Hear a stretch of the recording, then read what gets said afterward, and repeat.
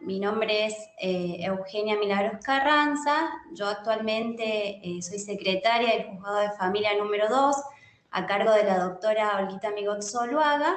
Y bueno, hace 6 meses más o menos venimos trabajando con nuestro gran equipo que ha conformado el Juzgado de Familia número 2, ¿sí? Y hoy vamos a hablar un poquito de lo que es la regulación de honorarios en el fuero de familia, ¿sí? Un poco para hacer memoria con lo que ustedes ya vienen viendo, si la normativa es la misma, pero con algunas características especiales en relación al fuero, propiamente dicho, es un fuero muy especial, ¿sí? Vamos a empezar a compartir pantalla y ustedes me van a decir si logran ver o no logran visualizar. A ver, vamos a, a compartir el Power con modo de guía. A ver. Ventana.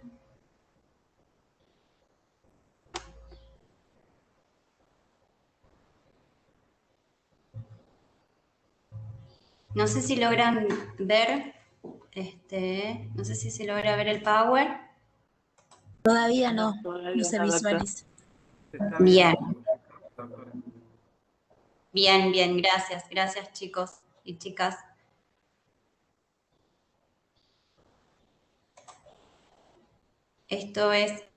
Estos temas de la virtualidad nos ayudan a tener paciencia, ¿no?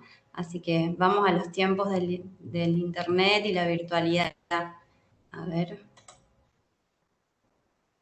¿Se logra ver ahí?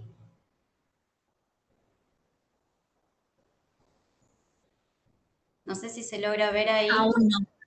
No, aún no, Todavía. doctora. Ahí parece que está queriendo arrancar, porque está Bien. está como cargándose. Bien, gracias. Vamos a esperar entonces un poquito. Ojalá que se pueda cargar.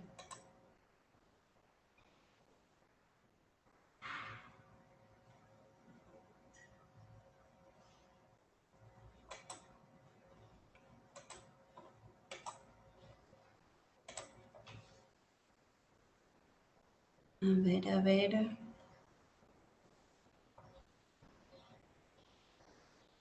¿Lograron visualizarlo? Ahora se ve su cámara, doctora. Bien, perfecto. Bueno, entonces arranquemos con lo que nos atañe en el día de hoy, ¿sí? Como vamos a hacer un breve repaso, ¿sí? Significativo como lo venían haciendo. Hay que entender, ¿no es cierto?, el honorario, ¿sí?, como un gaje, el sueldo de honor, como el importe de los servicios de algunas profesiones liberales. Justamente, en este caso, como nosotros somos prestadores de un servicio de justicia, trabajamos constantemente con el labor diario, que es, ¿no es cierto?, el ejercicio de la profesión de abogacía. Por lo tanto, es importante saber que esta es una contraprestación y como tal se le debe reconocer la importancia y el valor que se le debe, ¿sí?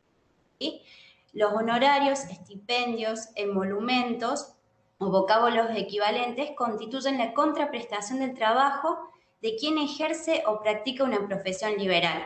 Lleva implícito el concepto de una retribución que se da y se recibe como honor, dado la jerarquía de quien realiza la tarea específica que debe ser remunerada, ¿sí?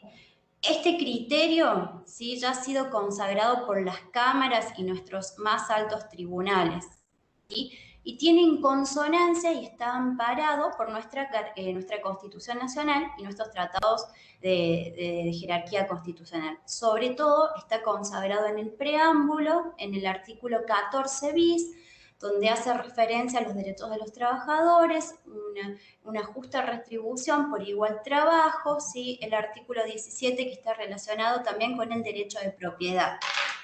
Avanzando un poquito más en términos genéricos de lo que es el honorario de abogados, el marco normativo, ¿sí?, de esta contraprestación que se produce, que se presume onerosa, como ya lo dijeron las cámaras, ¿sí?, nuestro marco normativo es la Constitución, ¿sí?, desde el postulado del preámbulo, nuestra Carta Magna, cuando nos señala que debemos afianzar la justicia, se puede decir que es una retribución justa, ni excesiva ni irrisoria, llevará a los letrados a mejorar el servicio de justicia en nuestro país. Vean qué importante es reconocer entonces la labor de estos colaboradores, ¿no es cierto?, al momento de regular sus estipendios remunerativos, ¿sí?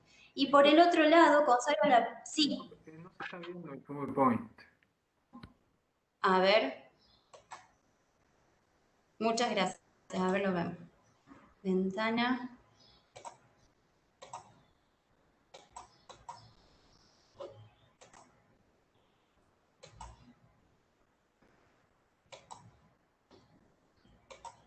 Ahí, ¿lo logran visualizar? No. No. A ver, lo cierro, dejo de compartir e intento compartir nuevo. Sí, no lo puedo compartir yo. Bueno, sí, sí, sí.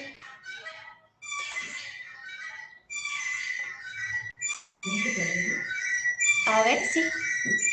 Justo estamos con la doctora Migot que nos va a acompañar a...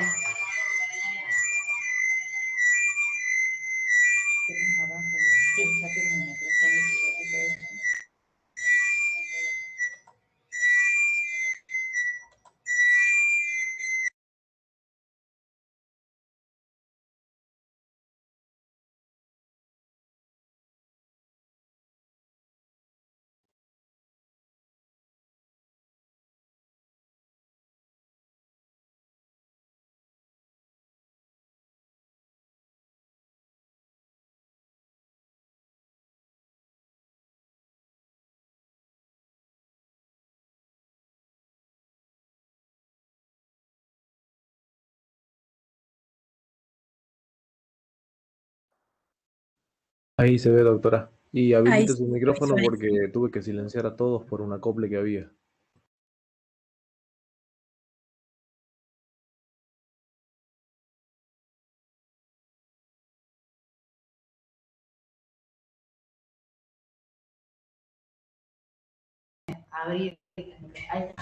Ahora, ¿me escuchan? Sí, doctora. Bien, bueno. Le agradecemos a la doctora Migot que, bueno, nos dio una colaboración con estas cuestiones técnicas, ¿no? Bueno, sigamos entonces. Como habíamos, retomemos, para analizar el tema de las cuestiones de honorarios y de su regulación es importante tener en cuenta el marco normativo. Dentro del marco normativo tenemos la Constitución, los derechos internacionales, la ley nacional, provincial y la acordada en el ámbito, en el orden local, ¿sí? La Constitución, como ya habíamos hablado, ¿sí?, establece que debemos afianzar el servicio de justicia y al momento de regular los honorarios, el juez, justamente el fijar una retribución que no sea ni excesiva ni irrisoria, va a fortalecer estos vínculos y tender a este concepto de afianzar la justicia, ¿sí? Asimismo, como ya lo habíamos reiterado, lo tenemos consagrado a este derecho de este estipendio remunerativo en el artículo 17, en lo que hace al derecho de propiedad, y el artículo 14 bis. A nivel internacional, nosotros tenemos, Argentina ha ratificado una serie de tratados con jerarquía constitucional y que se encuentran previstos en el artículo 75, inciso 22. Hoy tenemos aproximadamente 12 tratados con jerarquía constitucional sumados a los tratados consagrados en el artículo 75, inciso 23, infraconstitucional, pero supralegal. Estos tratados, a su vez, tienden a proteger tanto los intereses y los derechos del estipendio de los abogados, como los intereses, ¿no es cierto?, y los intereses y los derechos, y sobre todo a las personas que protege el fuero de familia, ¿sí? Es decir, que más allá de que a nivel local tengamos ciertas normas, Argentina es parte de un bloque constitucional interamericano que consagran ciertos estándares que son de aplicación obligatoria para nuestro país, porque Argentina ha ratificado y aceptado la competencia de la Corte Interamericana, ¿sí? A nivel nacional, sí, y que puede ser el horizonte de muchas leyes, tenemos la Ley Nacional 27423 de honorarios en la justicia nacional y federal, y como lo expresé, por ahí suele ser la guía de otras leyes de diversas provincias, ¿no es cierto?, que más o menos encuentran consonancia o no con esta ley nacional. Nosotros estamos atravesados por la ley 3956 del año sancionada en el año 1983, ¿sí?, que se ha escuchado en los pasillos de los tribunales que quizás es una ley bastante fuera del contexto histórico en el que estamos atravesando, y también se rumorea que hay un proyecto de ley empuja, ¿sí?, por parte del Colegio de Abogados para la modificación de esta ley. Y a su vez también en el ámbito institucional, ¿sí?, del Poder Judicial, tenemos la acordada 4183 del 2011, en donde nos rige, ¿sí?, la unidad monetaria en cuanto a la valoración, que establece la unidad del ius, ¿sí? Ya más adelante vamos a hablar un poquito de esta acordada y de la ley. Ahora bien, para entender los honorarios dentro del fuero de familia, es necesario entender una serie de principios dentro del fuero. ¿Por qué? Porque este fuero tiene características y tintes muy especiales, ¿sí?, a la hora de trabajar en lo cotidiano, y que se va a ver reflejado en la colaboración de los letrados patrocinantes. Nosotros tenemos que aproximadamente desde la modificación del Código Civil, ¿sí?, se cambia la visión del fuero conjuntamente con el avance y modernización de la justicia de las familias. Los abogados o abogadas especialistas en derechos de las familias tienen que entender la naturaleza de los intereses de juego dentro del proceso judicial. Aquí, en términos ideales, ¿sí?, ya no se busca este binomio de ganadores ni vencidos. Nuestro criterio, generalmente el criterio del juzgado, adopta la forma de que en las audiencias se les hace conocer a las partes, ¿sí?, que estamos en busca de una justicia resarcitiva, ¿sí?, ya no es una justicia conflictiva ni litigiosa. ¿Y por qué este cambio de visión? Por los intereses del juego dentro del proceso de familia, ¿sí? Se valora la conducta mediadora previa, conciliatoria en el interín, para lograr una sentencia justa en donde todos seamos ganadores, ¿sí?, y vencedores, y los abogados se conviertan en un gran colaborador del juez o la jueza interviniente. El juez o la jueza requiere a diario la ayuda continua de los letrados del fuero, con lo cual ya se transforman en colaboradores del juez, y este va a merituar esta colaboración al momento de regular sus honorarios, ¿sí? Se visualiza el respeto por los intereses en juego, la utilización del lenguaje inclusivo y el respeto a los sujetos protegidos. Destaco esto por el tinte de la especialidad del fuero, porque nosotros trabajamos con personas en condiciones de vulnerabilidad, niños, niñas, adolescentes, ¿sí?, personas con discapacidad, adultos mayores, mujeres víctimas de violencia. Entonces, el acercamiento por parte del letrado patrocinante, disminuir también la litigiosidad en el proceso, es merituado por el juez o las juezas intervinientes al momento de regular sus honorarios. ¿Qué es importante también para entender el fuero de familia? Los principios establecidos dentro del proceso, ¿sí?, que nos lleva a preguntarnos sobre la especialidad del fuero y la colaboración de los letrados. Es necesario hablar sobre lo establecido en el artículo 706 del Código Civil y Comercial de la Nación, ¿sí? Este artículo consagra los principios de tutela judicial efectiva, la inmediación, la buena fe, la lealtad procesal, la oficiosidad, la oralidad y el acceso limitado al expediente.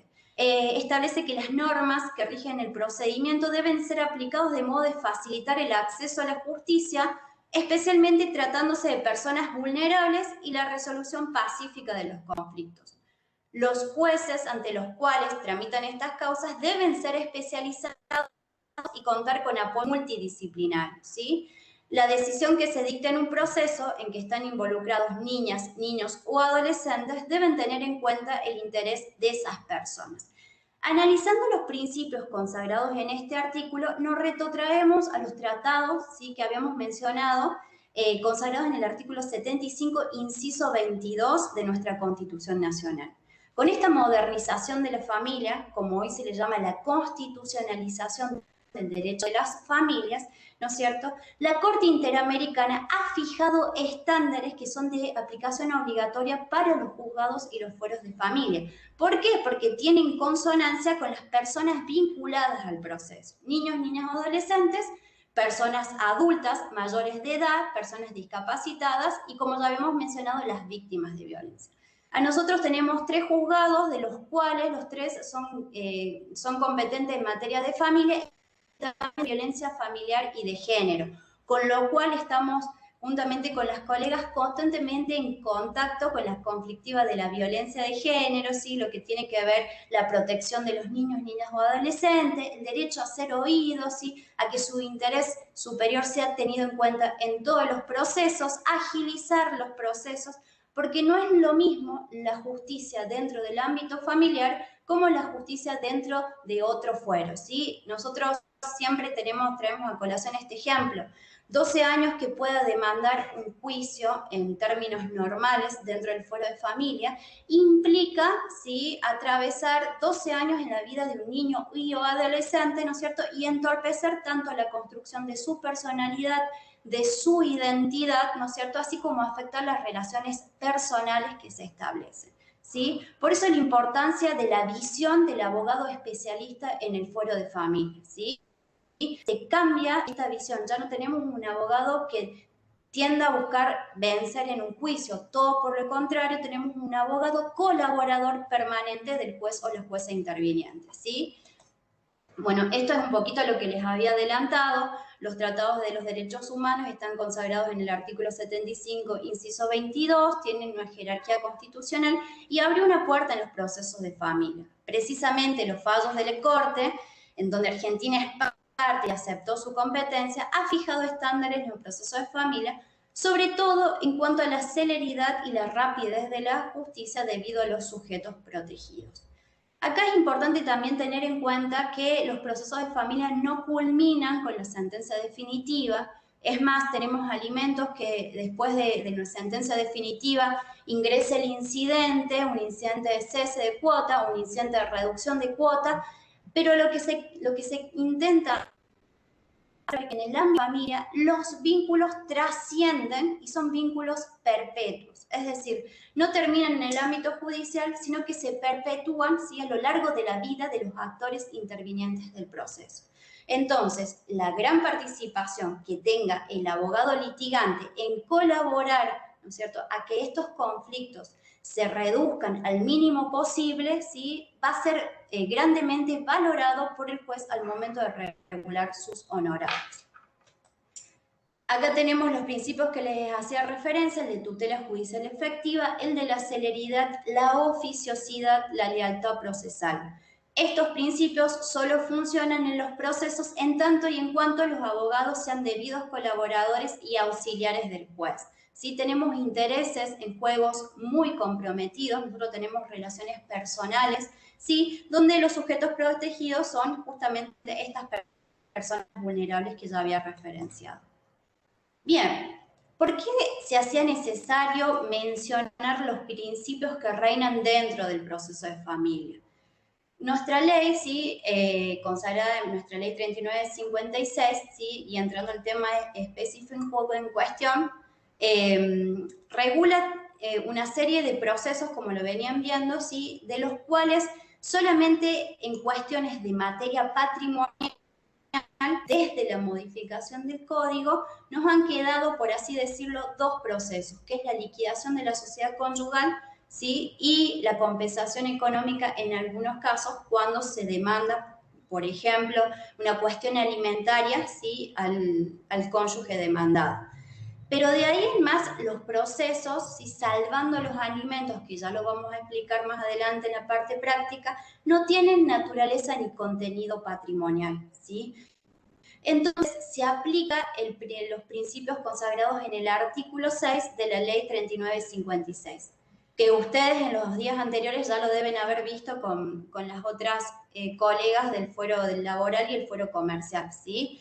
En una homologación, ¿sí?, por ejemplo, al ser un proceso sin base, se valora la actividad que los letrados de las partes han establecido conforme a las pautas del artículo 6, ¿sí?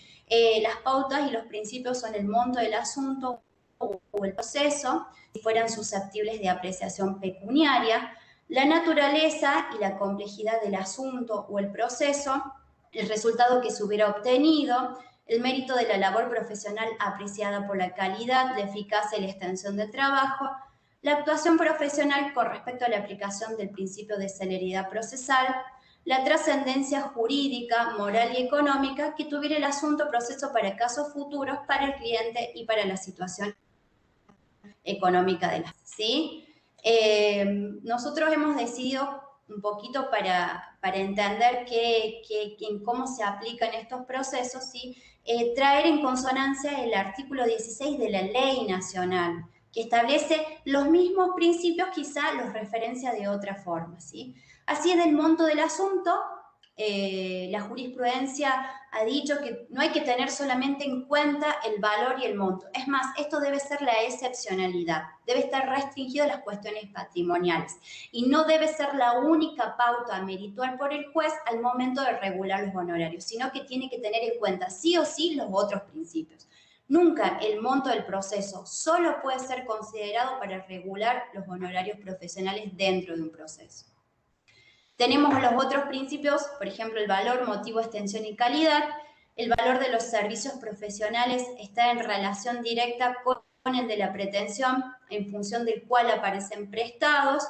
La extensión no hace la cantidad del material descrito presentado, sino el cumplimiento de las etapas procesales, es decir, si los escritos que han ido presentando los profesionales han cumplido con esa finalidad de apertura de prueba, diligenciar un oficio, y no han sido nada más que conductas dilatorias, ¿sí?, a los fines de generar conflictividad en el proceso, ¿sí? Otro de los principios es la calidad jurídica, remite el juicio de valor que el juez sobre la base de la mayor o menor aptitud técnica que ello exhiba, ¿sí? Acá tiene que ver con la valoración que haga el juez con respecto a la competencia, la aptitud técnica que pueda tener quizá un letrado por los años de antigüedad, por la especialidad en el fuero, ¿sí?, por su dedicación al fuero, ¿sí? Eso está relacionado con la calidad. La complejidad y la novedad, este parámetro resulta lógico, pues no es lo mismo trabajar en un juicio sencillo y sin dificultades que en otro que ofrece problemas jurídicos o complicaciones procesales que obligan a un afán mucho mayor por parte del profesional, ¿sí? Por ejemplo, en este caso, en un régimen de comunicación conflictivo entre los progenitores y sus abuelos, ¿sí?, sus abuelos paternos o maternos, donde sea necesaria la intervención de los equipos profesionales.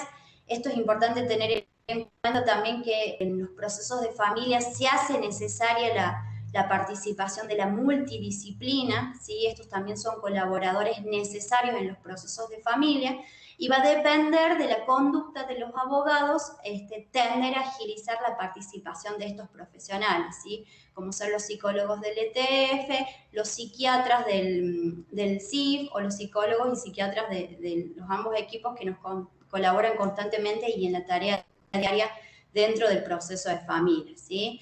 Y asimismo, bueno, como dice, no es menor el tratamiento por parte del profesional de cuestiones novedosas en derecho, susceptible de producir provechosos resultados por parte de la jurisprudencia, lo que debe ser tenido en cuenta al justipreciar el trabajo profesional. La responsabilidad se refiere a la responsabilidad que de las particularidades del caso pudiera haberse derivado para el profesional. Aquí, como vemos, entramos en la cuestión de la esfera íntima de la familia, por lo tanto el compromiso y la responsabilidad de resguardar los datos de los letrados patrocinantes es fundamental, ¿sí?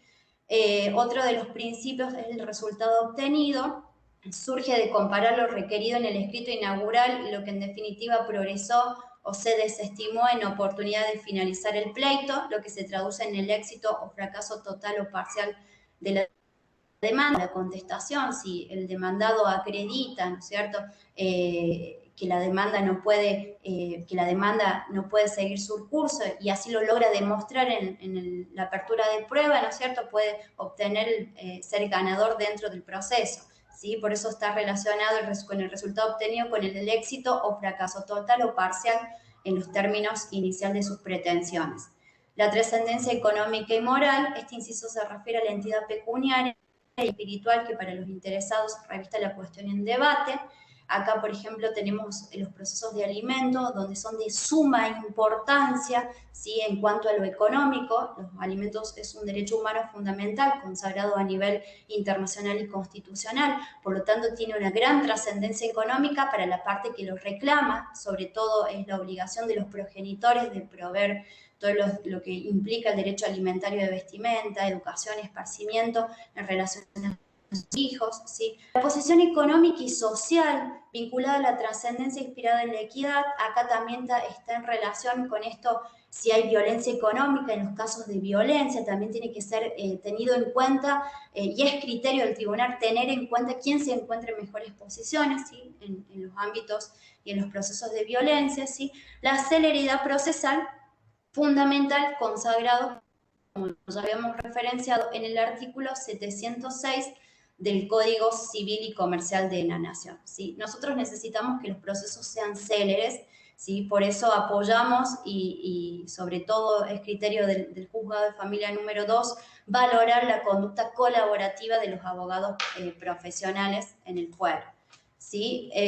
Otro de los principios que no estarían estipulados dentro de nuestra ley provincial, pero quizás puedan ser tenidos en cuenta para una futura reforma de nuestra ley provincial, es el de la jerarquía profesional. Esto tiene que ver con aquellos abogados que ya tienen cierta instrucción científica o académica dentro del fuero. Si esto se da generalmente en grandes provincias como Buenos Aires, donde ya tenemos abogados que se dedican exclusivamente a litigar ante la Corte Interamericana. Otro de los principios es la dedicación exclusiva. Acá es importante ponderar la ocupación del caso. Lo que se valora es el tiempo empleado en la solución del conflicto. Vemos que están relacionados estos principios que no están especificados en nuestra ley, pero que se los puede articular con los que establece nuestra ley, la dedicación exclusiva. En Córdoba, por ejemplo, tenemos conocimiento que se han concentrado la mayor cantidad de audiencia en las semanas a los fines de tender, ¿sí?, de que el proceso no se extienda en el tiempo, con lo cual conlleva que el compromiso y la dedicación del abogado sea mucho más comprometida dentro del ámbito de familia, ¿sí? Solo por referenciar uno de los tantos ejemplos que se nos presentan en comparación de otras provincias. La conducta procesal está relacionada con las relaciones que son perdurables. Es importante que el abogado no controvierta con el marco de legalidad con el que debe actuar, ¿sí? Sobre todo el respeto hacia las partes. Tenemos en las audiencias, por ahí, como acá se dirimen cuestiones personales, siempre instamos que los abogados traten de hablar con sus clientes previamente a las audiencias de conciliación, para tratar de mantener el respeto y el decoro, ¿sí? Porque sabemos que son cuestiones íntimas las que se ventilan y necesariamente necesitamos esta preparación y esta colaboración previa antes de ingresar a los ámbitos de audiencia. Y la reducción del nivel de litigiosidad, que está en relación y en consonancia, ¿sí?, con los principios ya explicados. Bien, vamos a seguir un poquito más. Bueno, eso era básicamente los principios del fuero de familia. Quizás merecía que nos corramos un poquito de la órbita de la ley provincial y de la acordada para ver por qué la especialidad y el tinte de la naturaleza de estos procesos, porque tenemos sujetos muy especiales en cuanto a su protección. Necesitamos la colaboración permanente de los letrados patrocinantes o apoderados en su caso, dependiendo cómo participen en el proceso, ¿sí? Y este cambio de visión dentro del proceso de familia, ¿sí? Bueno, ahora tenemos un poquito a hablar lo que es la acordada 4183 del 2011. Como ya lo habíamos referenciado, establece al JUS como unidad de honorario profesional del abogado y procurador, con el objeto de morigerar los efectos de la constante depreciación monetaria y la consecuente desactualización de los montos expresados en moneda corriente. Los mínimos regulados establecidos en procesos de conocimiento son 10 JUS, los mínimos en los procesos de ejecución y en los procesos voluntarios son 5 JUS, los mínimos de los procesos correccionales, ¿sí?, serán de una suma equivalente a 10 JUS y en los demás procesos penales 20 JUS. Y cuando el monto de la demanda en los procesos ejecutivos no supere la suma equivalente a 5 JUS, el honorario mínimo será del 60% del monto demandado. Esto es un poco ayuda a memoria de lo que ya vienen viendo en los días anteriores. Como saben, el JUS se va actualizando. ¿Cuál es el parámetro a tener en cuenta? Se considera el 1% de un juez de primera instancia con 10 años de antigüedad, ¿sí?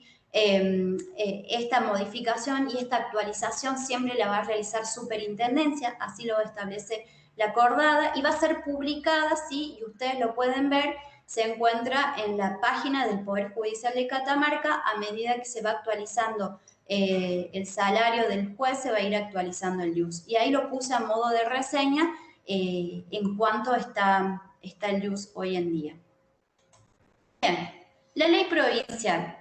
La ley provincial establece los procesos comunes del Código Procesal, ¿sí? Tenemos ordinarios, incidentes, los procesos específicos de la ley 5082, ¿sí? Nosotros tenemos, la mayoría de nuestros procesos están contemplados por esa ley, salvo, y así lo dice, en aquellos procesos que tengan una regulación específica. Por ejemplo, el de los alimentos, que están consagrados en el artículo 638 en adelante del Código Procesal Civil y Comercial, ¿sí?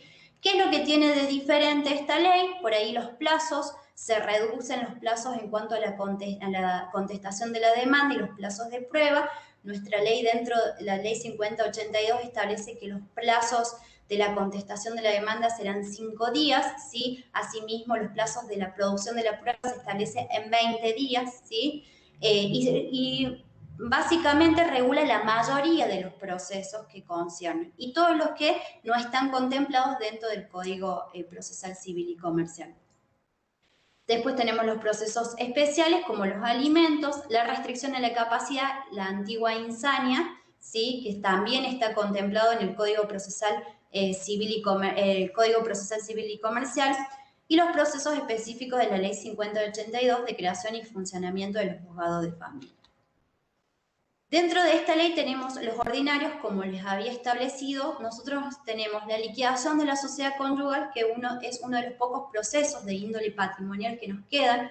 Ustedes tengan en cuenta que a partir del 2015, que se sancionó el nuevo Código Civil, el fuero de familia sufrió grandes modificaciones. Y sin atentar contra el principio de soberanía y autonomía de las provincias, indirectamente nos reguló también algunos aspectos procesales, como los principios que mencioné al comienzo de la exposición, en cuanto a los procesos de familia, ¿sí? Tenemos dentro de la ley de regulación de honorarios los procesos ordinarios, que es la liquidación de la sociedad conyugal, la filiación, la reclamación y las impugnaciones, el cuidado personal, lo que era la tenencia en el antiguo Código Civil anterior, la compensación económica, ¿sí? En estos procesos son de aplicación los principios generales del artículo 39 de la Ley 3956. Según lo establecido por la normativa, ellos se dividirían en 3 etapas, conforme a los procesos ordinarios, como lo vienen viendo hasta el día de hoy. Tenemos los incidentes, que en nuestro caso tenemos los incidentes de modificación y cese, de cuota alimentaria, de régimen de comunicación, ¿sí? Y estos procesos resultan aplicables los principios generales del artículo 40 de la ley, según lo establecido por la normativa. Ellos se dividirían en 2 etapas. También tenemos los procesos de ejecución de honorarios, de sentencias, contemplados en el artículo 41, se dividen en 2 etapas a los fines, ¿no es cierto?, de la valoración al momento de regular los honorarios. Y los procesos especiales, los volvemos a mencionar, contemplados en el artículo 42, donde dice que se aplica la regla general a todos salvo los alimentos, ¿sí? Esto hay que tener en cuenta porque los alimentos es también uno de los pocos procesos en donde tenemos base, ¿sí? Y ya después lo vamos a explicar cuando veamos la parte práctica, cómo se regulan los alimentos en proceso alimentario, ¿sí? Cómo se regulan los honorarios en un proceso de alimentos. El régimen de comunicación, alimentos y la insania actual, que es la restricción, la insania, que es la actual restricción de la capacidad.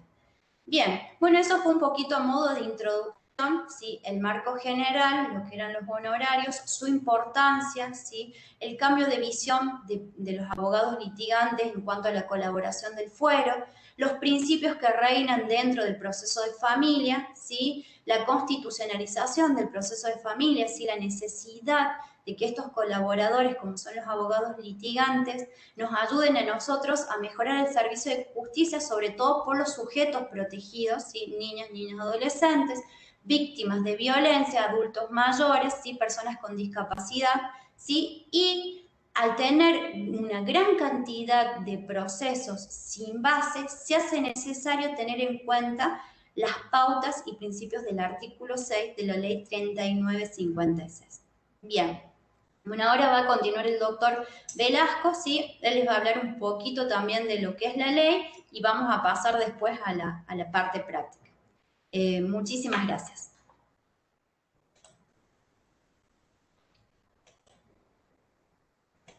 Bueno, buenas tardes a todos. Mi nombre es Enrique Velasco, soy secretario del Juzgado de Familia de Primera Nominación a cargo de la doctora Susana Inés Moreno, de la Ciudad Capital.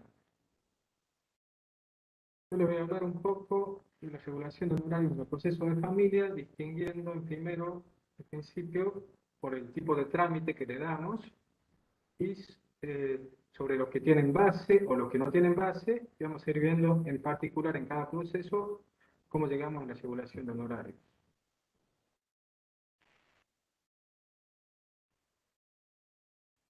Compartir la pantalla.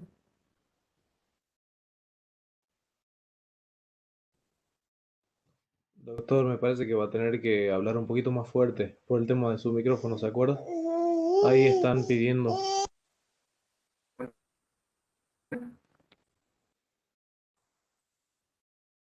Hola, hola. ¿Se comparte? Sí, ahí se ve. ¿Se ve? Bien. Bueno, entonces vamos a empezar a hablar en principio de los procesos en el derecho de familia que tiene el trámite ordinario, dividiendo entre los que tienen base, base económica o monto, de los que no tienen base económica o monto. Podemos empezar hablando de la liquidación y partición de la sociedad conyugal, que está regulada en los artículos 488, 496 y concordantes del Código Civil y Comercial. Y otro proceso que tenemos es la compensación económica, que está regulada en el artículo 441 del Código Civil y Comercial. El monto del proceso, como ya lo había dicho un poco Eugenia, es la base económica que se toma para efectuar la regulación de honorarios y es la suma que resulta de la sentencia o transacción. Esto es lo que nos dice el artículo 19 de la Ley 3956, o en su caso es el valor de los bienes muebles e inmuebles estimados por la parte si hay conformidad o por el juez. Esto está contemplado en el artículo 23 de la Ley 3956.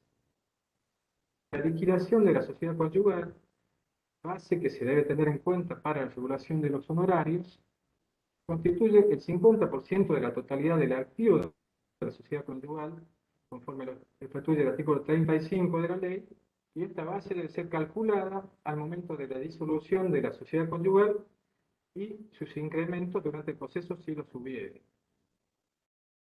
Para determinar el monto del honorario, se deben aplicar las pautas de los artículos 6, inciso A y 7 de la ley 3956. Ya los mencionó Eugenia completamente las pautas del artículo 6. Y en consecuencia, el artículo 7 nos dice que al abogado de la parte vencedora le corresponde se le regulen entre el 11 y el 20% del valor del monto del proceso, y al abogado de la parte vencida le corresponde entre 7 y el 17% del monto del proceso. Esto siempre y cuando, por supuesto, el abogado haya intervenido en todo el proceso, desde la demanda hasta la sentencia definitiva. Y en la compensación económica también la base es la suma de la sentencia o transacción, conforme al artículo 19.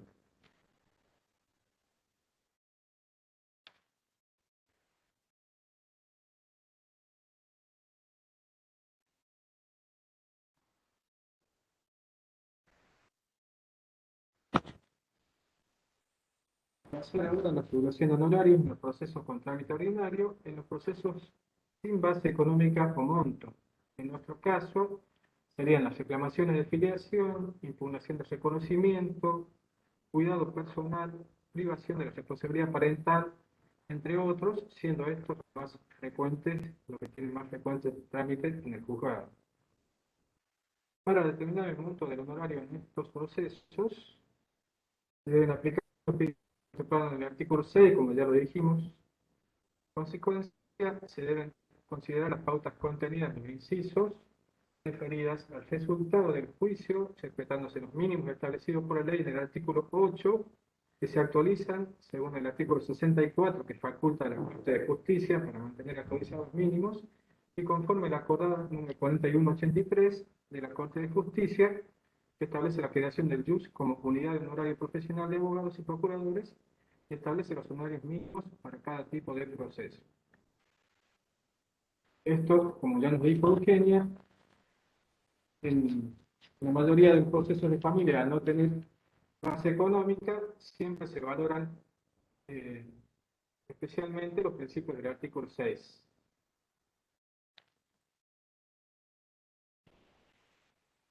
Y el artículo 6, bueno, ya los habíamos dicho, pero lo repetimos en este caso, sería el monto del proceso es susceptible de apreciación pecuniaria, y sobre ese monto se aplican el porcentaje del artículo 7 para la parte vencida y parte vencedora, la naturaleza y complejidad del asunto proceso, resultado obtenido, el mérito de la labor profesional, valorado en su calidad, eficacia, obtención del trabajo, la actuación profesional, se refiere al principio de celeridad procesal. Esto es algo que se valora muy especialmente en los procesos de familia y especialmente en el juzgado en el que yo trabajo, siempre se regulan mejores honorarios a los abogados que tienen voluntad conciliatoria o que llevan el proceso de forma tal de llevar a su conclusión de forma rápida sin planteos dilatorios. Se escucha un poco bajo, doctor. Sí, también por supuesto hay que tener en cuenta la trascendencia jurídica y económica del asunto para casos futuros, el cliente y para la situación económica de las partes. Y los procesos ordinarios, conforme lo establecido por el artículo 39 de la ley 3956/83, se consideran divididos en 3 etapas por fines de su regulación. La primera etapa comprende la demanda, la contestación de la demanda, la reconvención y la contestación de la reconvención si la hubiere. La segunda etapa comprende todas las situaciones de prueba durante el juicio. Y la tercera etapa comprende los alegatos y apelaciones hasta el dictado de la sentencia definitiva. En este caso, generalmente, luego de los alegatos, el expediente pasa para dictar sentencia, pero puede haber, en algunos casos, medidas para mejor proveer o algunas medidas que determine la juez para lograr una mejor resolución. En este caso, si un letrado intervino solo en una etapa, se divide o sea, se toma en cuenta su participación, se divide la base del monto del proceso en las etapas que haya intervenido y sobre esa base se regulan los honorarios en base a la intervención en cada etapa del proceso.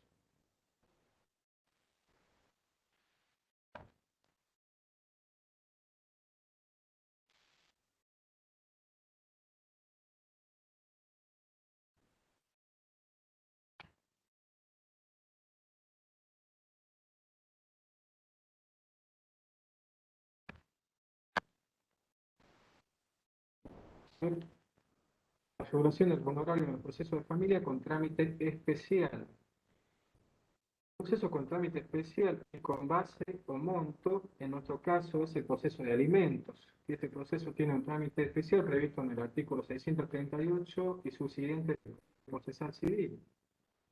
En este proceso, la base o monto que se debe tomar para la regulación es el importe correspondiente a un año de la cuota alimentaria establecida. Esto conforme lo estudiado por el artículo 25. En este proceso de alimento, la cuota puede ser fijada en un monto fijo mensual o puede ser un porcentaje de una remuneración del alimentante. En consecuencia, en estos casos hay que tener especial atención al momento de tomar la base, porque en la cuota, cuando está fijada en un porcentaje de la remuneración del alimentante, generalmente se incluye el sueldo anual complementario. Consecuencia, un año de cuota alimentaria ya no serían 12 meses de sueldo, sino 13 meses. Que sería distinto en el caso de que sea una cuota fija, un monto fijo, que son 12 meses, o sea, una cuota fija por 12 meses, no por 13 ya en este caso, cuando está el SAT incluido. En este caso, para determinar el monto del honorario, se deben aplicar los artículos 6, inciso A y 7 de la ley 3956. Ya lo habíamos dicho, en consecuencia, al abogado de la parte vencedora le corresponde, se le asegura entre el 11 y el 20% del valor del monto del proceso. El abogado de la parte vencida le corresponde entre el 7 y el 11, el 17% del monto del proceso.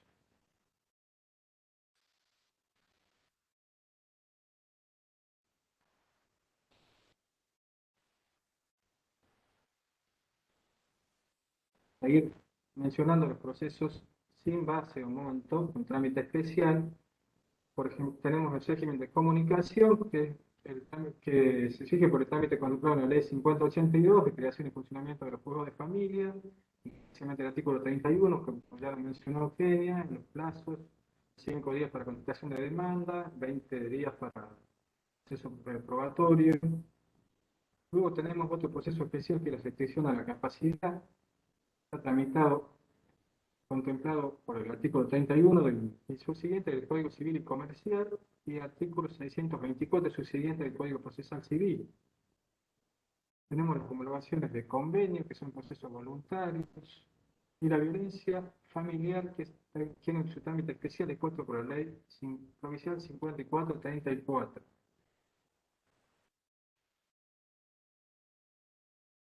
Mismo tenemos proceso de guarda con fines de adopción, que tiene un trámite especial prescrito por el artículo 612 y concordante del Código Civil y Comercial.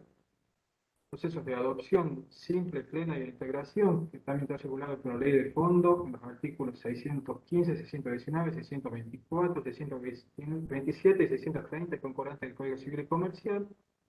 Tenemos las informaciones sumarias, que también son procesos voluntarios, rectificaciones de partida de nacimiento o de función, excepciones de nacimiento o de función, y restitución del menor, que es un proceso contradictorio, que también se exige por el trámite de la ley 5082 en su artículo 31.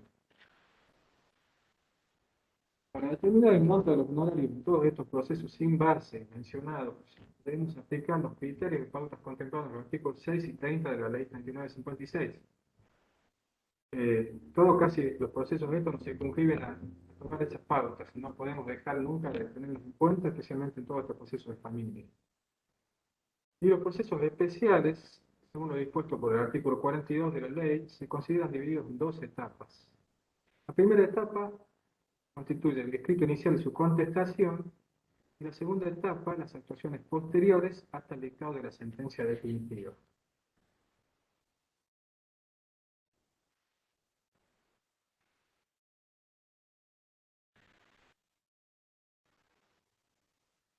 Ahora vamos a hablar un poco de los incidentes en los procesos de familia, mencionando los incidentes más frecuentes que tienen trámite en nuestros juzgados, que son básicamente los incidentes de modificación o cese de cuota alimentaria, que tienen un trámite especial regulado en el artículo 650 del CPC, que también a su vez nos remiten a las normas generales del artículo 175 del CPC. Otro incidente que es frecuente en trámite es el incidente de modificación del régimen de comunicación o de modificación de cuidado personal, que tramitan conforme a las normas generales del artículo 175, y los incidentes de nulidad, que también tienen el mismo tipo de tramitación de la ley general de los procesal del artículo 175. En los incidentes se deben regular el concepto de honorarios el 10 y el 20% de la suma que corresponde al proceso principal, teniendo en consideración la vinculación mediata o inmediata que el incidente pudiera tener con la solución definitiva del proceso principal. Esto es lo que nos dice en el artículo 33 de la ley 2956. Es decir, que para asegurar los honorarios no incidentes, siempre hay que tener en cuenta la aseguración que se haya hecho en el proceso principal y aplicar este porcentaje entre el 10 y el 20%. Los incidentes también se dividen en su tramitación en dos etapas, conforme lo prescribe el artículo 40 de la Ley 2956, comprendiendo la primera etapa, el escrito inicial y su contestación, y la segunda etapa, las actuaciones posteriores hasta el dictado de la sentencia definitiva.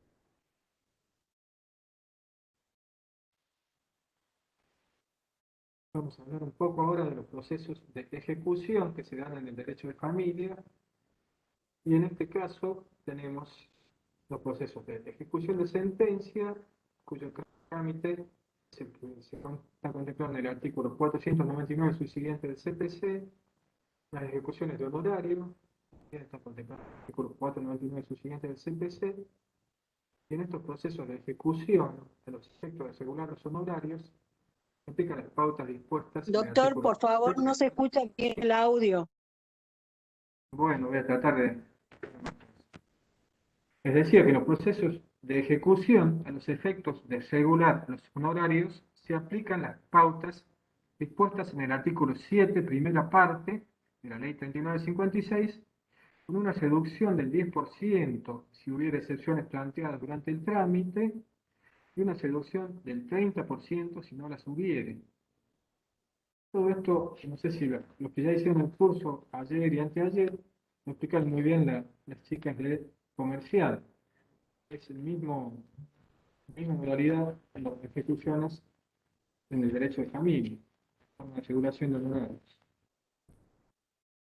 Y los procesos de ejecución también se dividen su trámite en dos etapas, conforme lo prescribe el artículo 41 de la Ley 3956, comprendiendo la primera etapa, el escrito inicial y actuaciones hasta la sentencia, y las actuaciones posteriores hasta el cumplimiento de la sentencia definitiva, la segunda etapa.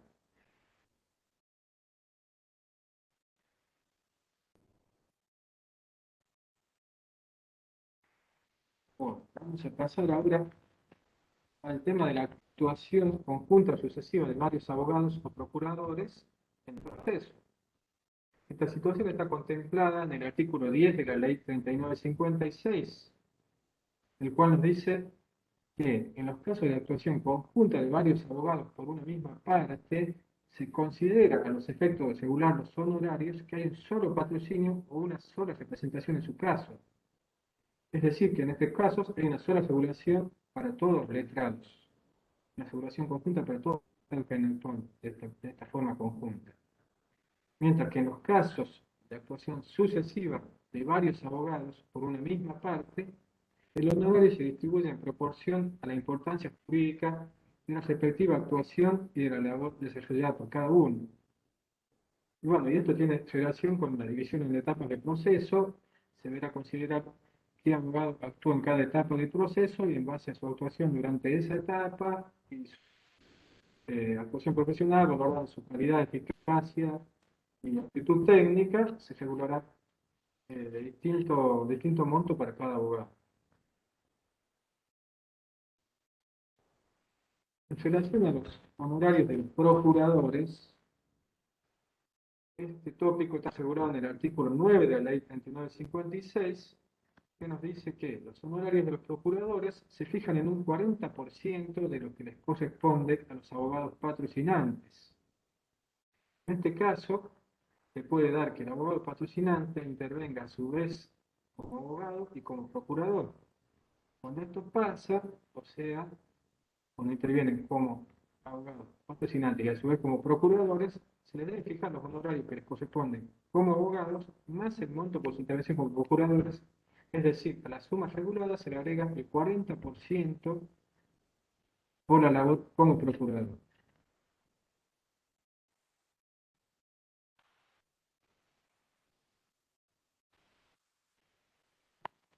Ahora vamos a hablar pocos efectos de los recursos contra la resolución que fijan los honorarios.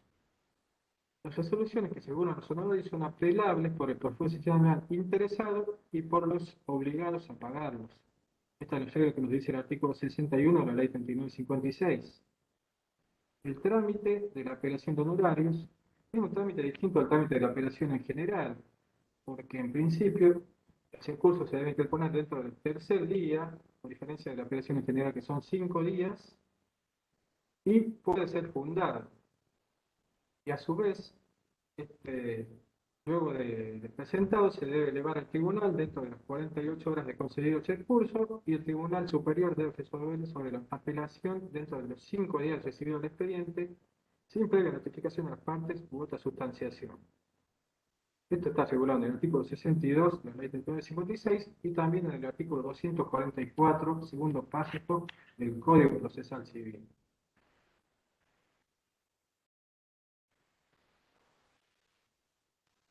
Y por último, de esta parte de la exposición, vamos a hablar de la regulación de honorarios, procesos sin sentencia ni transacción. En estos casos, cuando se deben regular honorarios sin que se hubiera dictado sentencia, puede ser por un desistimiento, puede ser porque ha habido una caducidad de instancia dentro del proceso, se considera el monto del proceso la mitad de la suma reclamada en la demanda y o se convención en su caso. Esto está contemplado en el artículo 20 de la Ley 3956.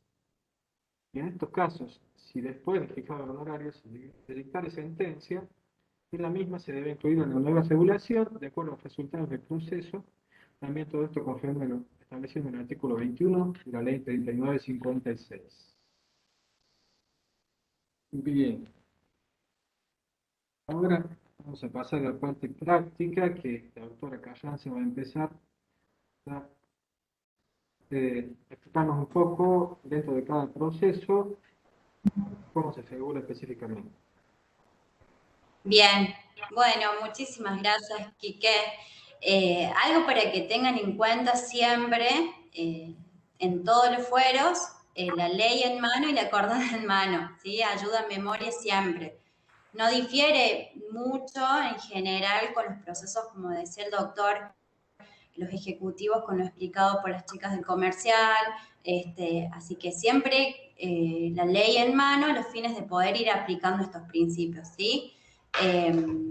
Sobre todo en aquellos procesos donde se aplica la división de 2 etapas, que son la mayoría de nuestros procesos, ¿sí? Nosotros tenemos una adopción, una restricción a la capacidad, son procesos sui generis, la mayoría de los procesos dentro del fuero de familia tienen estos tintes especiales, por lo tanto, la ley dice que se los considerará la labor cumplida en 2 etapas. Primero, demanda, contestación, apertura en prueba, y todas las incidencias que se pudieran producir hasta el momento de la sentencia definitiva se considerará la segunda etapa. ¿Sí? Esto es para que lo tengan en cuenta ustedes a modo de ayuda, ley acordada y código civil, ¿sí? Bien, vamos a ver si podemos compartir un poquito, vamos a arrancar con lo que nosotros tenemos mucho dentro de nuestros juzgados, son las homologaciones, alimentos, incidentes de modificación, de cese, de reducción de cuota alimentaria. Bueno, vamos también a hablar un poquito sobre la compensación económica, ¿sí? Para que ustedes puedan verlo. Los divorcios famosos conocidos como divorcios express, quizás antes, al ser litigiosos, se los reducía a un trámite ordinario, con lo que implicaba dividirlos al momento de los honorarios profesionales, dividirlo en 3 etapas, y teníamos divorcios que se tramitaban en un tiempo aproximado de 6, 7 años y quizás aún más. Hoy, si no se acompaña una propuesta, en la audiencia no se llega a un acuerdo, o no hay una contrapropuesta, o los abogados colaboradores no realizan sus gestiones extrajudiciales, sale sentencia y la liquidación se iniciará por el proceso ordinario. Pero el divorcio sale. Por eso digo, es uno de los avances que se dio con la modificación del Código Civil a partir del 2015. Es decir, vemos muchos cambios en el ámbito de familia. Ustedes díganme si pueden visualizar el Power. A ver si podemos arrancar con la parte práctica. No sé si se logra ver ahí.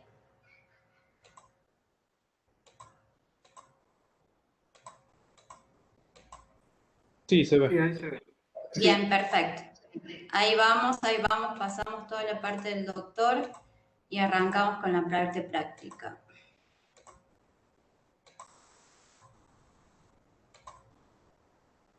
Bien, bueno, una cosa para tener en cuenta, las tasas de justicia, la ley impositiva, nosotros tenemos una mayoría de procesos, la gran cantidad de procesos como alimentos, filiación, cuidado personal, autorización judicial para contraer matrimonio, rectificación de partidas. Todos los contenidos en el artículo 251 del Código Tributario están exentos de la tasa de justicia para iniciar el proceso. Ojo, eso hay que tener en cuenta, y esta mañana lo conversábamos con el doctor, que por ahí se confunden y los letrados también se confunden y dicen, no, los alimentos están exentos de la tasa de justicia. Sí, pero usted es el que me está pidiendo los alimentos. Entonces tiene que cumplir con la tasa mínima, que son 50 IUs, conforme el artículo 45, inciso 4, que a precio actual, o sea, precio, una forma de nombrarlo, está en 300 pesos, ¿sí? Ellos tienen la obligación, al momento de solicitar los honorarios, cumplir con el sellado de ley, ¿sí? Bien, la primera parte, vemos homologaciones de convenios, ¿sí? Acá tenemos muchas cantidades, gran cantidad de homologaciones y aplaudimos eso porque vemos que las instancias previas, tanto en el centro de mediación como las tareas de los abogados, han llegado a lograr sus frutos, ¿sí? Y esto es valorado aún más, ¿sí? Por los juzgados, si regulan todo, alimentos, régimen de comunicación, quizás si se están divorciando en el proceso del divorcio, una liquidación de los bienes, una distribución de los bienes que integran la sociedad conyugal, bueno, se tiene en cuenta el momento de la valoración y se aplica, como habíamos visto, que me extendí un poquito analizando la ley nacional con estos principios, el artículo 6.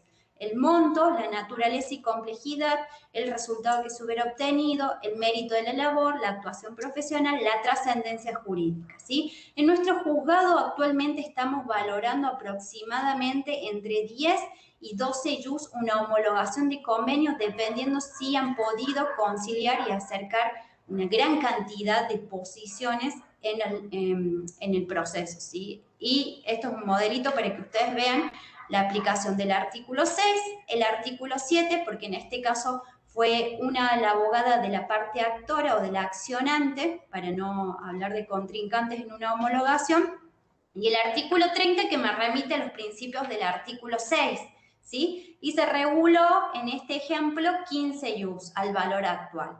La homologación de convenio es sumamente criteriosa en base a la aplicación del artículo 6, ¿sí? Vamos a los alimentos. Bien, los alimentos. Como yo les había anticipado un poquito el doctor, otro de los procesos que abundan en este fuero, tristemente, porque la idea de la judicialización tiene que ser entendido como último ratio, la idea es que los progenitores, o en su caso los abuelos, y el progenitor no puede cumplir con su obligación principal alimentaria, no lleguen a las instancias judiciales, pero bueno, lamentablemente llegan acá ya cuando no hay posibilidad previa de cumplir naturalmente con esta obligación alimentaria. La base o monto del proceso, como ya les había explicado el doctor, corresponde a un año de la cuota alimentaria. Nosotros en nuestro juzgado ya en el primer decreto fijamos una cuota alimentaria provisoria, ¿sí? Eso se produjo de acá a 6 meses, esa modificación a los fines de garantizar el derecho alimentario de los niños o adolescentes protegidos, ¿sí? Se sigue aplicando el artículo 7 en cuanto a los vencedores y los vencidos, ¿sí? Los mínimos y los máximos, ¿sí? ¿Y cómo se realiza? Se pide regulación de honorarios, sellado de ley, el tribunal ordena que proponga y presente la base. ¿Por qué siempre proponemos esto? Porque ellos quizás nos pueden acompañar el último recibo de sueldo, con lo cual van a acreditar los montos durante ese periodo de tiempo, en el caso de que se hubiera establecido en porcentaje. Si se hubiera establecido en montos fijos, también es nuestro criterio solicitarle que formulen la planillita. De la base se notifica al obligado y se llama autos de resolver. En este caso es una cuestión de garantizar el derecho y el acceso a la información de quién va a pagar los honorarios dentro del proceso.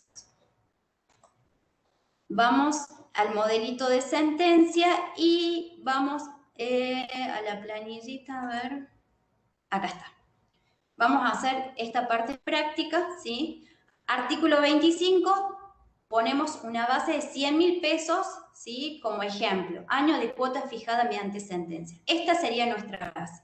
Se aplica artículo 6, es decir, el juez va a valorar la conducta del alimentante, si se presenta en la audiencia, si acepta o no un monto de un alimento provisorio. Si no acepta, ¿sí? Aunque no acepte, se fija unos alimentos provisorios, se abre la causa prueba y él va a tener que demostrar en la etapa probatoria su caudal económico, ¿sí? Para morigerar o aumentar el monto de la cuota alimentaria. Eso va a ser valorado por el artículo 6. Se aplica artículo 7, 11 al 20% del vencedor sobre la base o del 7 al 17% sobre la base si es vencido. Nuestro criterio al abogado de la actora, de la que inicia la acción, o sea, de la pretendiente, es del 18%. Si hay mucha violencia económica, esto, si tenemos un alimentante que no se presenta, que es rebelde, y aún así logramos trabar un embargo y la abogada de la parte actora logró efectivamente demostrar todas estas cuestiones procesales, se podría aplicar un 20%, ¿sí? Esto siempre teniendo en cuenta las pautas del artículo 7. Pero el criterio de la parte vencedor es del 18%. Entonces, se divide en dos etapas por aplicación del artículo 42. Recuerden, ¿sí?, que todo lo que no conlleva los procesos especiales, y aquí entra, a pesar de tener base, el alimento se divide en dos etapas. 18.000 pesos resulta de la aplicación del 18% sobre esta base, ¿sí? Me da como resultado 18.000 pesos, ¿sí? Dividido en dos etapas, cada etapa, ¿sí?, me da como resultado 9.000 pesos. Esto convertido al JUS actual me da un resultado inferior a lo que me establece la acordada de 5 JUS. Entonces, si esta letrada o este letrado patrocinante actúa en una sola etapa, con esta base yo tendría que aplicar directamente la acordada 4183 y fijarle 5 JUS. Ahora, si la abogada presentó la demanda, promovió la audiencia, abrió los alimentos a prueba, ¿sí?, cerró la etapa probatoria, salió una sentencia definitiva con unos alimentos definitivos y estaría actuando en las dos etapas, ¿sí?, estaríamos con un monto de 18.000 pesos, ¿sí?, que serían aproximadamente 7 JUS por su actuación en las dos etapas.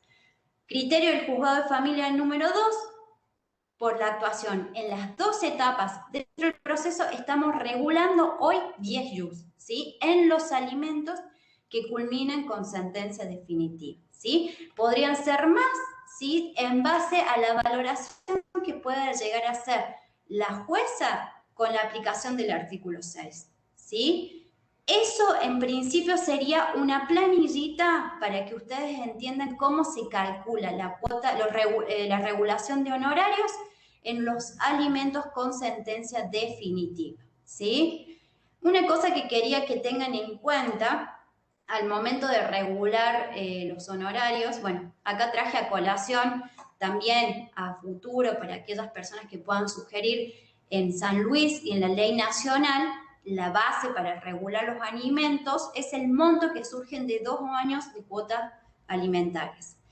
Y las costas del proceso, algo muy importante tener en cuenta, por regla general, ¿sí?, ustedes entienden que las costas, que está establecida en el artículo 72 del Código Procesal, siempre son a cargo del alimentante. Por regla general, jurisprudencialmente se ha establecido que si el alimentante obligó a la progenitora, digo progenitora porque es el común de los casos, a iniciar un juicio de alimentos, es evidentemente porque no tenía voluntad de pagar, ¿sí? Entonces, si la llevó a iniciar el juicio, se le aplican las costas al alimentante.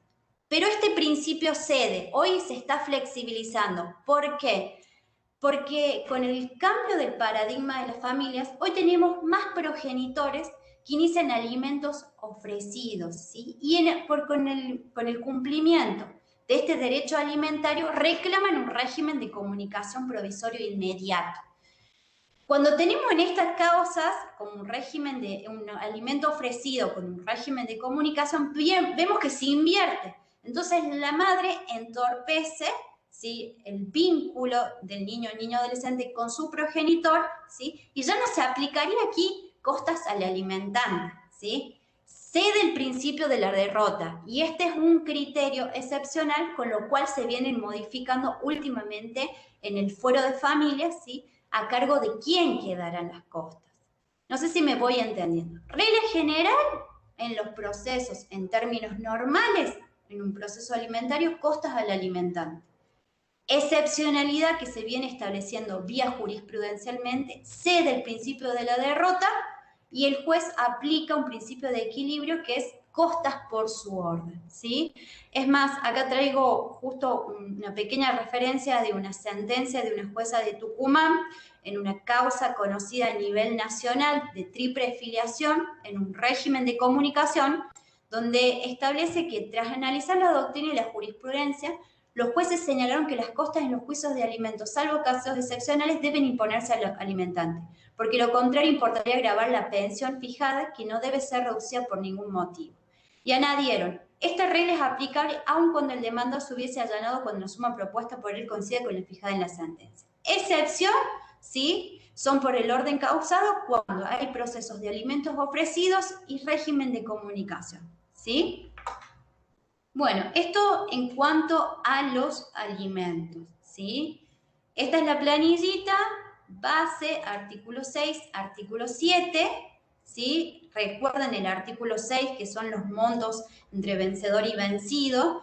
Criterio del tribunal propio de la doctora Migot Zuluaga, el 18% o hasta el 20%, en el caso de que haya violencia económica manifiesta dentro del proceso, ¿sí? Artículo 42, 2 etapas, ¿sí? Ya sea que actúe en una o actúe en otra. Si actúa en una y no alcanzamos el mínimo fijado por acordada, se aplica acordada. Y si alcanza el mínimo, o sea, si se actúa en las 2 etapas, ¿sí? Y regulamos los yus que correspondan. Vamos con otro régimen de comunicación.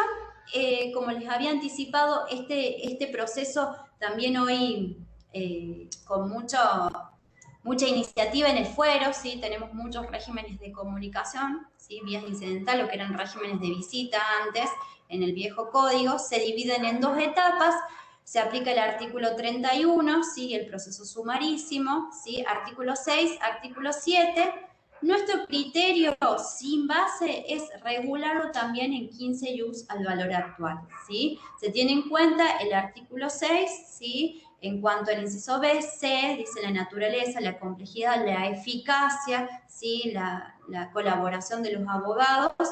Y acá en este caso, por ejemplo, vemos que actuaba, ¿no es cierto?, como apoderada. Entonces se le agregó el carácter de procuradora y apoderada. Este es en el régimen de comunicación. Criterio también centrado en el juzgado de familia número 2, que la imposición de costas, y atento a la índole de las cuestiones aquí resueltas, la regla en materia de régimen de comunicación es que la imposición de costas se fije en el orden causado, porque se considera que la intervención de la juez o jueza es una carga común necesaria para componer las diferencias entre las partes, y en definitiva se busca dirimir el conflicto conforme sea lo mejor que convenga a los niños, niñas y adolescentes. A su vez, estamos en presencia de un proceso de familia no patrimonial, con lo cual no puede imponerse las costas con el fundamento en el principio de la derrota, ¿sí? Esto un poco a resguardar la protección de los progenitores, ¿sí? Costas por el orden causado. Un proceso de régimen de comunicación sin base, artículo 6. Incidentes, ¿sí? Incidentes también de modificación del régimen de comunicación, y nosotros en los alimentos, más allá que culminen con una sentencia definitiva en el proceso principal, tenemos por cuerdas 5 o 6 incidentes de acuerdo a la cantidad de niños o niñas existentes en la relación de la pareja, ¿sí? Entonces siempre se nos van produciendo estas cuerditas aparte que son incidente de reducción, incidente de modificación, incidente de aumento de cuota alimentaria, incidente de cesación definitiva de la cuota alimentaria. Entonces siempre el alimento trae por cola sus hijitos, que son estos incidentes, por así decirlos. Los incidentes se regulan entre el 10 y el 20% de lo que corresponde al proceso principal, están contenidos en el artículo 33 de la ley, ¿sí? Artículo 40, ¿sí? Que se comprenden esto, cómo se dividen en las etapas. Se pide regulación se pide que se regulen los honorarios. Si bien se encuentra el sellado de ley, exento el sellado de ley, tienen que cumplir con el sellado para la regulación de honorarios. Se solicita al letrado patrocinante que formule la base correspondiente en relación a la sentencia del proceso principal y se llama a autos para resolver. Tenemos un modelito de sentencia, sí, acá vemos que se reguló 5 ius, esto es un incidente de reducción de cuota alimentaria, con lo cual no pone fin al proceso, conforme lo establece el artículo 40, ¿sí? Base. Bueno, volvemos con la misma base a los fines de su simplificación. 100.000 años, fijada en la sentencia definitiva. Base. Se aplica artículo 6, los principios. Se aplica el artículo 7, que es el criterio del tribunal. Y a razón de eso, ¿sí? El artículo 33, que es de acuerdo si tiene incidencia o no, ¿sí? Al momento de la conclusión del proceso. En este caso, como era un incidente de reducción, que no ponía fin al proceso, el criterio del tribunal es aplicar un 15%, ¿sí? Un 15%. Ya tenemos el 18% por ser vencedora, ¿sí? Criterio del tribunal. Artículo 33, un 15% por no culminar, porque no es un incidente de cese, sino un incidente de modificación o reducción, ¿sí? Y se divide en 2 etapas. Sobre 100.000, que es la base, volvemos a sacar el 18%, son 18.000 pesos. Más el 15%, según ponga fin o no a la etapa del proceso, un total de 33.000 pesos, ¿sí? Dividido en 2 etapas, cada una, ¿sí? Nos daría un remonto de 16.500, igual a 5 ius, es decir, si actúa en una sola etapa, en este caso y con este ejemplo, estaríamos dentro del mínimo establecido por acordado, ¿sí? Y si actúa en las 2 etapas, aproximadamente 12 ius. Criterio del juzgado es regular los incidentes de 10 ius en adelante y se va a merituar, aumentar el ius conforme los principios del artículo 6. Entonces vemos que siempre el artículo 6 va a determinar o no el aumento, el incremento, la reducción del ius, ¿sí? Bueno, a mí me tocaba explicar esta parte, ¿sí? 2 procesos sin bases, como eran las homologaciones y el régimen de comunicación, con sus respectivas etapas, alimentos, muy importante en nuestro fuero, y los incidentes, que son los procesos correspondientes a los alimentos o también al régimen de comunicación. Sí, espero que haya sido bastante clara. Cualquier cosa estamos a disposición para las preguntas que puedan formular. Y ahora el doctor Velasco va a continuar con la explicación en relación a los divorcios, ¿sí? Y compensación económica. Muchas gracias.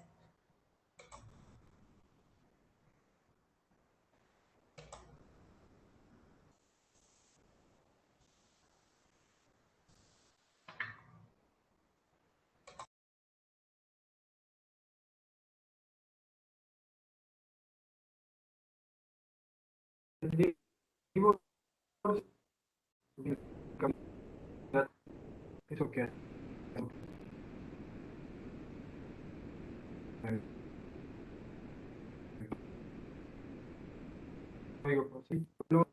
y este proceso tiene un trámite especial que está contemplado en el artículo 438 y concordante del Código Procesal Civil y Comercial,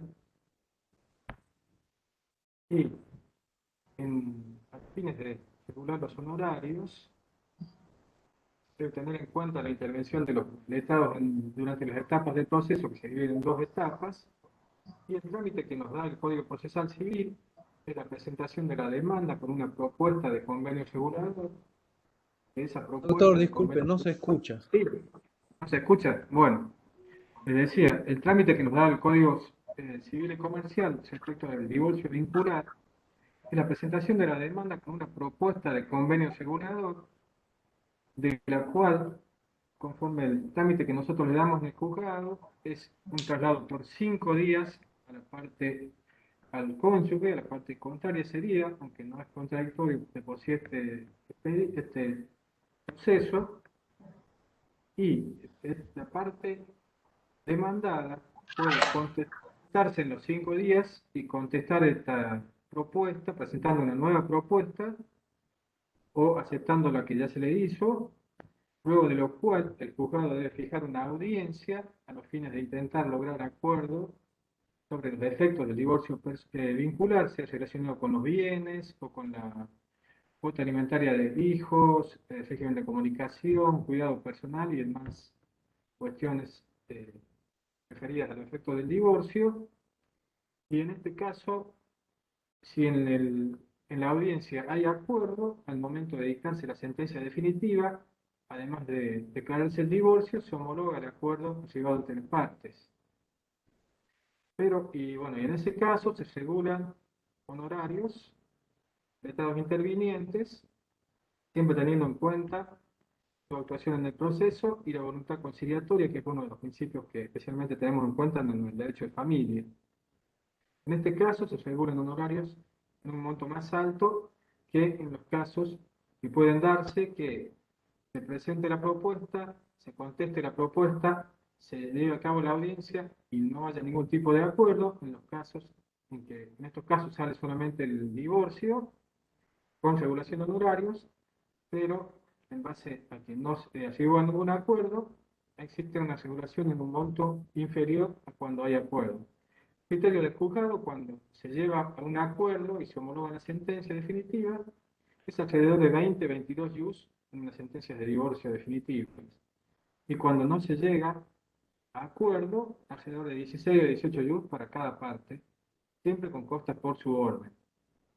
Puede darse el caso también en que se presente la demanda con propuesta y no se conteste la propuesta dentro de los 5 días, consecuencia no, se debe luego tramitar todo el tema de los efectos del divorcio por el proceso posterior de liquidación de la sociedad conyugal, y en este caso, o sea, vencido el término para contestar, sin la contestación respectiva, se coge lista fiscal, sale la sentencia de divorcio, y por supuesto en este caso, no habiendo otra actuación que la demanda, los honorarios se reducen un poco, alrededor de 15 ius, depende también de cada abogado. Como dijimos, este proceso de ser especial se divide en 2 etapas, que sería la demanda y la contestación, y luego la actuación desde la audiencia hasta el dictado de la sentencia. O sea, en el proceso de divorcio se regula siempre los honorarios en la sentencia definitiva, teniendo en consideración si hubo o no acuerdo y si hubo o no contestación de la propuesta. Mientras que la compensación económica, que ya es un proceso ordinario, que sí tiene base económica, que la base económica es el monto de la sentencia, y en estos casos, a los fines de asegurar honorarios, tenemos que tener en cuenta el monto que se haya, o sea, si se hizo lugar a la demanda, el monto por el que se hizo lugar a la demanda sería la base que se toma en cuenta para la resolución de honorarios, y sobre esta base pues se pone a aplicar en los principios del artículo 7 en relación a los porcentajes, sería del 11 al 20% para la parte vencedora y del 7 al 17% para la parte vencida. Y, por supuesto, tener en cuenta siempre en este proceso la intervención de los abogados, si fue durante todo el proceso desde la demanda hasta la sentencia definitiva, durante las 3 etapas, o si fue sobre alguna de las etapas, para dividir la base en base a esas etapas y sobre esa actuación efectuar el cálculo. Por ejemplo, en este caso, si se hiciera lugar a una compensación económica por 1.000.000 de pesos, ese sería el monto del proceso, y para asegurar el monto de honorario de la parte vencedora, tendríamos que tomar sobre ese monto entre el 11 y el 20%, y para la parte vencedora entre el 7 y el 17%, siempre teniendo en consideración la actuación de cada letrado durante todo el proceso en relación a su celeridad procesal, a su diligencia durante el trámite, si hubo planteos dilatorios o no, y demás cuestiones como son las referidas del artículo 6 del Código, de la Ley 3956. Bueno, esto sería a grandes rasgos la regulación de honorarios en los procesos de divorcio y la compensación económica, que son, o sea, el divorcio es un proceso especial y la compensación económica está regulada por el proceso ordinario. Bueno, Eugenia ahora nos va a dar una conclusión sobre este tema, ahí terminando ya esta exposición.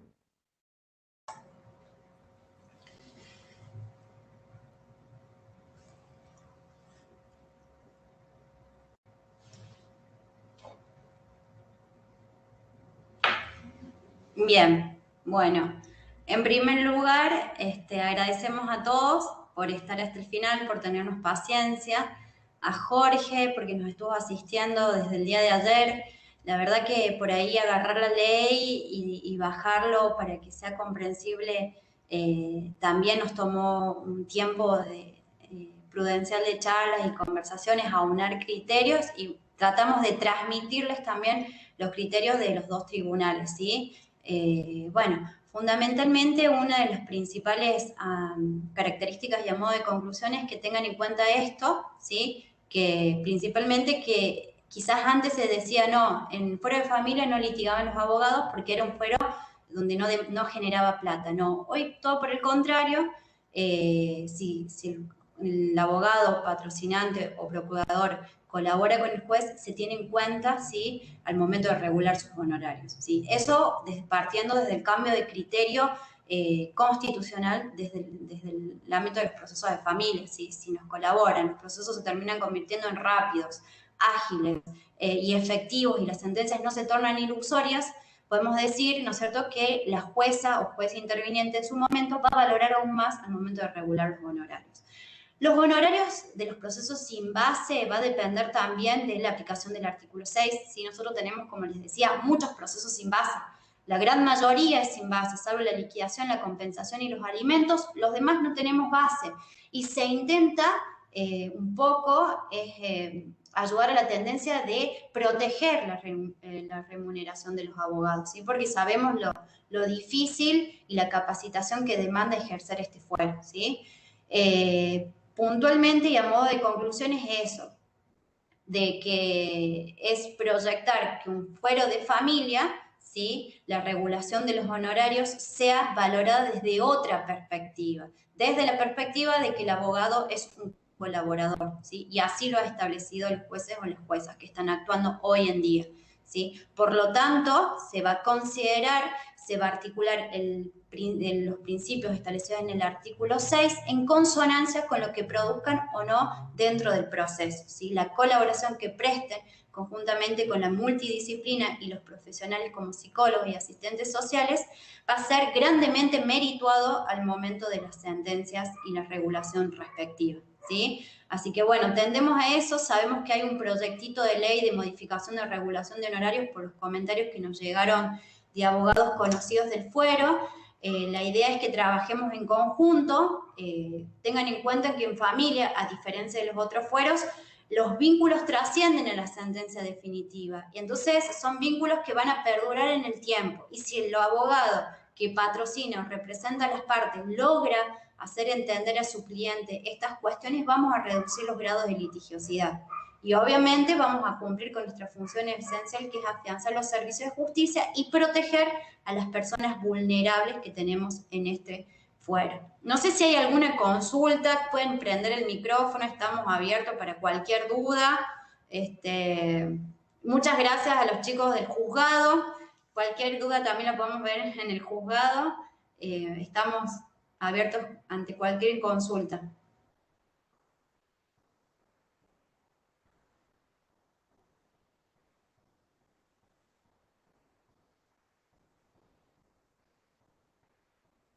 Bueno, si no hay ninguna duda, después quizás el PowerPoint lo podemos dejar a modo de colaboración, ¿sí? Para la gente también del Interior, a quien agradecemos por estar presentes estas 2 horas. Pensábamos que íbamos a ser más breves, pero bueno, se hizo amena la tarde.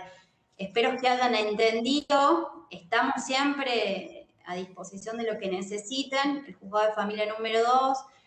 También hablo por el doctor Velasco, el juzgado de familia número 1, en el cual también tuve la posibilidad de formarme. Así que infinitas gracias. El fuero de familia es muy lindo, así que los invitamos a quien quieran venir para el fuero, están las puertas abiertas, y si no, los despedimos. Hasta mañana que continúe esta capacitación. Muchísimas gracias. Gracias a todos, espero les haya sido útil. Gracias.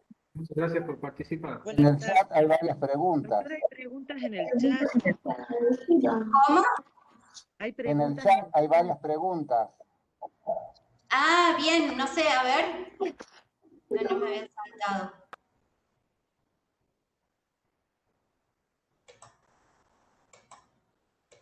A ver si como juzgado civil de recreo.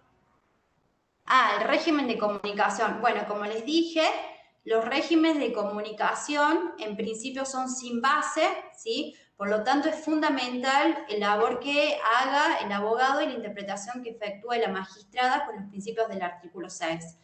Nuestro juzgado hoy actualmente está fijando en 15 jus el régimen de comunicación de la parte vencedora, ¿sí?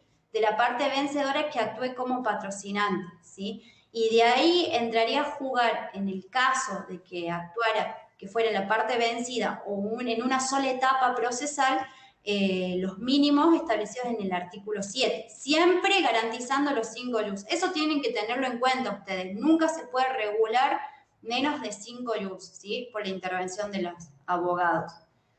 A ver. No sé si alguien quiere prender el micrófono.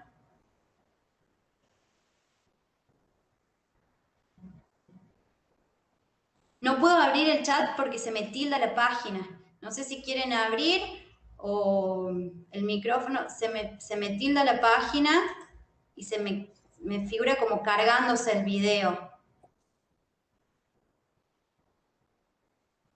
Hay una pregunta que dice, si una de las partes tiene beneficio de litigar sin gastos y luego pierde el juicio principal, ¿tiene que pagar honorarios de la contraria o queda liberado por el beneficio? Bueno, es un tema muy interesante. Sí, si tiene beneficio de litigar sin gasto, con el principio que les había establecido de la derrota, ¿sí? Si termina perdiendo en el proceso principal y tiene el beneficio de litigar sin gastos, por lo tanto, en este caso, el principio de derrota va a ceder y van a hacer las cosas por su orden, ¿sí?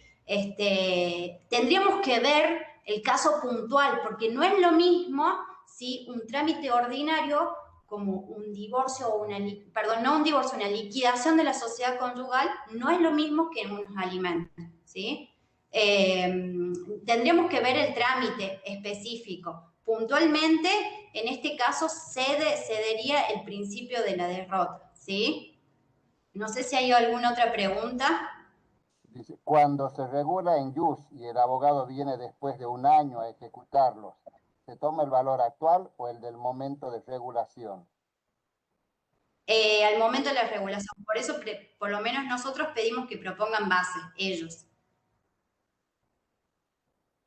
No hay ¿Quién más, es? doctora. ¿Cómo?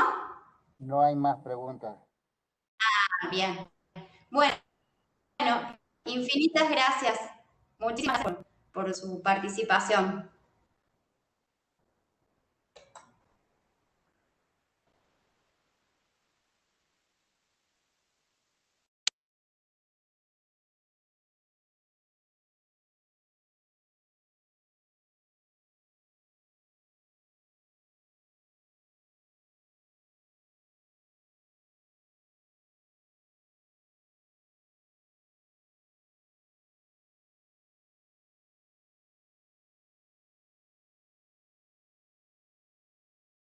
No, no, no, más.